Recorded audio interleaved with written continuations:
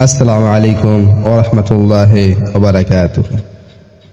আপনি কি কখনো এমন কাউকে দেখেছেন যে নামাজ পড়ে কিন্তু পেছনে গিয়ে হারাম কাজে জড়িয়ে পড়ে, কিংবা এমন মানুষ যে আল্লাহর কথা শুনে ঠাট্টা করে অথচ নিজেকে খুব চালাক ভাবে? আজকের এই আয়াতগুলোতে আল্লাহ ঠিক এমন মানুষের সম্পর্কে এমন কিছু ভয়ঙ্কর কথা বলেছেন যা শুনলে আপনার গা শিউরে উঠবে।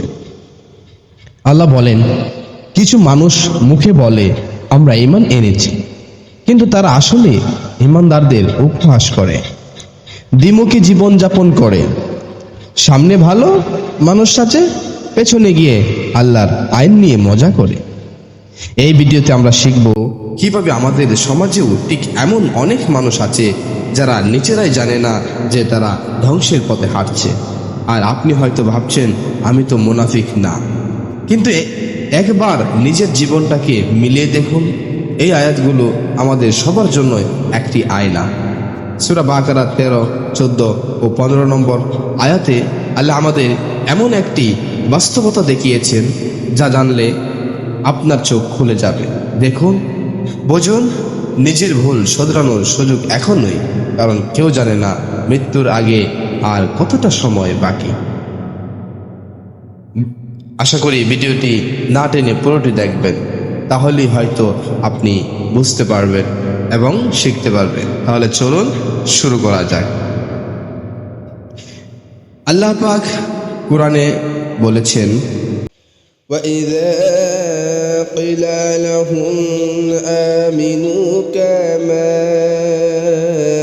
آمَنَ النَّاسُ قَالُوا أَنُؤْمِنُ كَمَا آمَنَ السُّفَهَاءُ أَلَا إِنَّهُمْ هُمُ السُّفَهَاءُ وَلَكِنْ لَا يَعْلَمُونَ। যার অর্থ হলো, আর যখন তাদেরকে বলা হয় তোমরা ঈমান আনো যেমন অন্য লোকেরা ঈমান এনেছি, তখন তারা বলে আমরা কি ওইসব নির্বুদের মতো ঈমান আনবো? শুনে রাখো, আল্লাহ বলছেন শুনে রাখো, তারাই তো নির্বুদ, কিন্তু তারা এটা বোঝে না। আয়াতটি মূলত মুনাফিকদের মানসিকতা নিয়ে।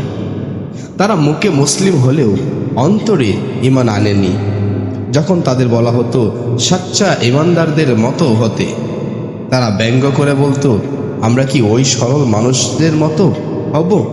অথচ আল্লাহ বলেছেন আসল বোকা তো তারাই যারা দুনিয়ার সামান্য স্বার্থে আখিরাত বিক্রি করে দেয়।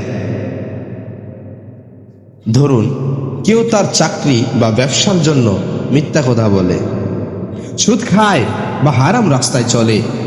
কেউ যদি তাকে বলে ভাই আল্লাহকে ভয় করো, হালাল পথে থাকো, তখন সে বলে ওসব হালাল হারামের হিসাব করলে তো কিছুই করা যাবে না। যারা এগুলো মানে তারা বোঝে না দুনিয়াটা কেমন চলে। অথচ আল্লাহ বলছেন এই দুনিয়ার চালাক মানুষেরাই আসলে আসল বোকা, কারণ তারা আখিরাত ভুলে গেছে। আল্লাহ পাক আবার বলেছেন, وَإِذَا لَقُوا الَّذِينَ آمَنُوا قَالُوا آمَنَّا وَإِذَا خَلَوْا إِلَى شَيَاطِينِهِمْ قَالُوا إِنَّا مَعَكُمْ إِنَّمَا نَحْنُ مُسْتَهْزِئُونَ। আর যখন তারা ঈমানদারদের সাথে সাক্ষাৎ করে তখন বলে আমরা তো ঈমান এনেছি, কিন্তু যখন তারা নিজেদের শয়তানদের সাথে একান্তে থাকে তখন বলে আমরা তো তোমাদের সঙ্গেই আছি, আমরা তো শুধু ঈমানদারদেরকে ঠাট্টা করি। এখানে বলা হয়েছে মুনাফিকরা দুই মুখো। ঈমানদারদের সামনে ভদ্র, নম্র ও ধর্মপ্রাণ সেজে থাকে, আর পেছনে গিয়ে ইসলামকে, ঈমানদারদেরকে উপহাস করে। আপনি দেখতে পারবেন, আমরা অনেক সময় দেখি কেউ জুমার নামাজে খুব ভক্তি ভরে মসজিদে আসে, কোরআনের ক্লাসে যায়, কিন্তু পরে বন্ধুদের সাথে আড্ডায় গিয়ে বলে ভাই একটু অভিনয় করতে হয়, না হলে সমাজে চলা যায় না। তারা ভাবে তারা খুব চালাক, কিন্তু আল্লাহ তো সব দেখেন। মানুষের সামনে ধর্মপ্রাণ সাজা গেলেও আল্লাহর সামনে কিছুই লুকানো যায় না। আল্লাহ পাক আবার বলেছেন, الله يستهزئ بهم ويمدهم في طغيانهم يعمهون। আল্লাহ তাদেরকে উপহাস করেন এবং তাদেরকে তাদের বাড়াবাড়িতে ছেড়ে দেন যাতে তারা বিপদে ঘুরে বেড়ায়। এই আয়াতে আল্লাহ তাদের পরিণতির কথা বলেছেন। যারা ইমানদারদের নিয়ে হাসি ঠাট্টা করে দ্বিমুখী জীবনযাপন করে, আল্লাহ তাদেরকেও উপহাস করেন। মানে আল্লাহ তাদেরকেও ধাপে ধাপে এমন অবস্থায় ফেলেন যাতে তারা বুঝতে না পারে, আরো গোমরা হয়ে যায়। একজন মানুষ দুনিয়াতে অনেক সফল, টাকা আছে, নাম আছে, যশ খ্যাতি সবই আছে, কিন্তু সে নিয়মিত নামাজ পড়ে না। কোরআন পড়া তো দূরের কথা, কেউ তাকে বারবার বোঝায় কিন্তু সে তো হাসে ঠাট্টা করে, সে ভাবে আমার কিছুই হচ্ছে না, বরং দিন দিন উন্নতি করছি, অথচ সে বুঝতে পারছে না এটা আল্লাহর ধরার পন্থা। ধীরে ধীরে গোমরা করে দেওয়া হচ্ছে যাতে হঠাৎ একদিন ধ্বংস নেমে আসে। প্রিয় ভাই, প্রিয় দিনী ভাই ও বোনেরা, এই তিনটি আয়াতে আল্লাহ আমাদের একটি স্পষ্ট বার্তা দিয়েছেন।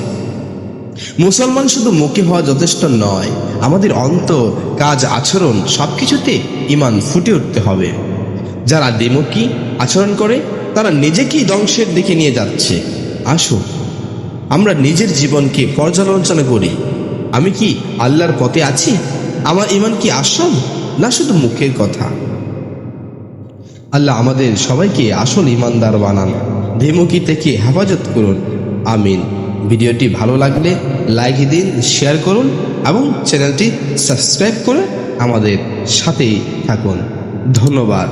সবাই ভালো থাকবেন। আসসালামু আলাইকুম ওয়া রাহমাতুল্লাহি ওয়া বারাকাতুহু।